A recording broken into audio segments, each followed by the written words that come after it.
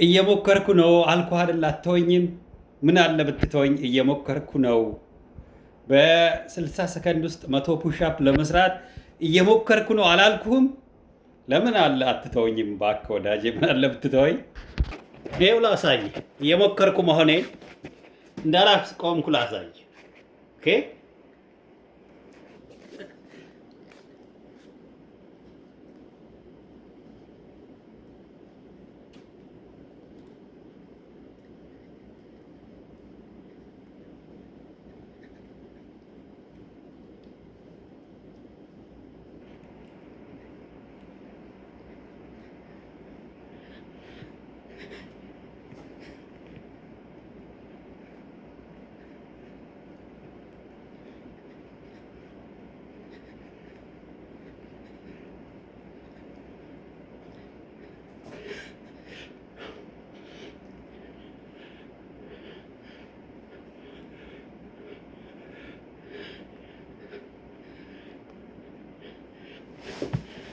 መቼ አቆምኩኝ?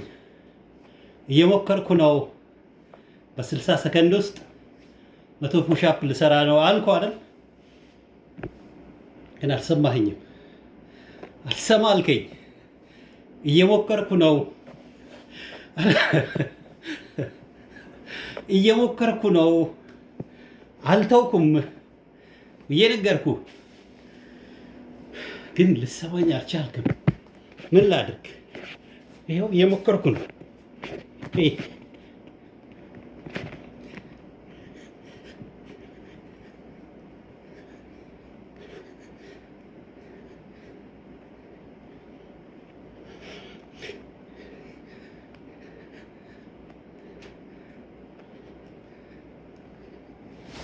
አዎ እየሞከርኩ ነው።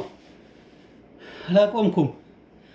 እየሞከርኩ ነው ያለሁት እና እየሞከርኩ ነው ያለሁት።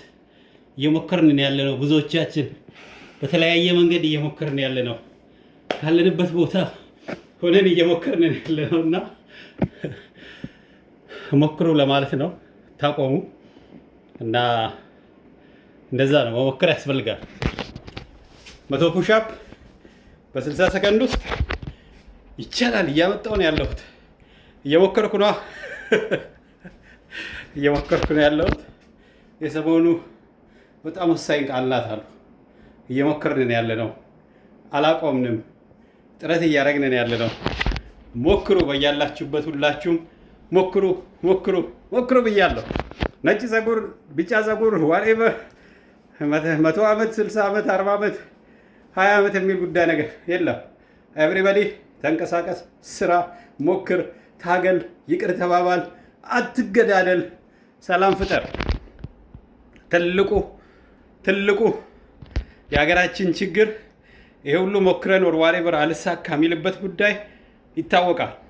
እኛ አንዳችን ከሌላው ጋር ተባብረን ሀገራችንን በጣም የተሻለ ማድረግ እየቻልን ለእርስ በርስ ግጭት ብቻ ሀገሪቷ ያወጣችው የሰው ኃይል ብዛት፣ የሞተው ሰው ብዛት ቤቱ ይቁጠረው። ኤግዛክት ቁጥሩን እንኳን መናገር የሚችል ሰው ያለ አይመስለኝም። ቤቱ ይቁጠረው። ያለቀው ገንዘብ ብዛት፣ የወደመው ንብረት ቤቱ ይቁጠረው ማለት ነው እና ዝም ብለን ኑሮ ከብዶናል የሚለው ጉዳይ ብቻ ሳይሆን ለምንድን ነው የከበደን፣ መነሻው የቱ ጋር ነው ብለን ሩት ኮዝ ምንጩ መሰረቱ ምንድን ነው ብለን ራሳችንን መጠየቅ ያለብን ይመስለኛል። እኔ 130 ሚሊዮን ህዝብ በረከት ያለው ሀገር ነው። 5 ሚሊዮን ምናምን የሚበልጡ ሀገሮች፣ የማይሞሉ ሀገሮች ናቸው እርዳታ እየሰጡን ያሉት። እኔና አንቺ ሰው ከሆንን ይህን ጥያቄ መመለስ አለብን። ለምንድን ነው 130 ሚሊዮን ህዝብ እያለን ከ5 ሚሊዮን ሀገር ላይ እርዳታ የምንቀበለው ብለን በደንብ ራሳችንን መጠየቅ አለብን። ኦኬ። ብዙዎች በተለያየ ምክንያት በህዝብ ይነግዳሉ። ብዙዎች በወጣት ይጫወታሉ፣ በወጣት ህይወት ይጫወታሉ። ዝም ብለን ድራማ መስራት አይደለም ነገሩ። ኦፍኮርስ እየሞከርን ነው ያለነው። እየሞከርን ማይሆንበት ምክንያት ለምንድን ነው? ቤት ኪራይ መክፈል የሚያቅትህ ከሆነ፣ መሰረታዊ የሆነ መኖሪያ ነገር የሚያቅትህ ከሆነ ለምንድን ነው ብለህ በደንብ ራስን መጠየቅ አለብህ እና ምንድን ነው የሚባለው? ውጤቱ ላይ ሳይሆን መንስኤው ላይ፣ እሳቱ ላይ ብቻ ሳይሆን የእሳቱ መነሻ ምንድን ነው ብለን እሳት እንዳይፈጠር ማድረግ ነው ያለብን እንጂ የእሳቱን ብዛት እያየን ምንጮህ ከሆነ ዓለም እየሳቀ ራሳችንን እየሳቅን ነው እየቀለልን እናሳልፋለን ማለት ነው። ይሄው ብዙዎቻችን ነጫጭ ፀጉር ወጥቷል። አሁንም ይሄ ሁሉ ወጣት ስራ የለውም። ሀገራችን አሁንም ያለችበትን ደረጃ እናውቃለን። ነገር ግን ካወቅንበት መዓት በረከት፣ መዓት እድል፣ መዓት ተስፋ ዛሬ እኔና እናንተ እጅ ላይ አለ። ጉዳዩ እውነት ቁርጠኛ ነን ወይ ነው። ብዙ አያለው በብሔር በምናምን በቤተ ክርስቲያን በመስጊድ በምናምን እንደዚህ እውነት እንነጋገር ከተባለ ክርስቲያን ለክርስቲያን ያዝናል። እውነት እስላም ለእስላም ያዝናል።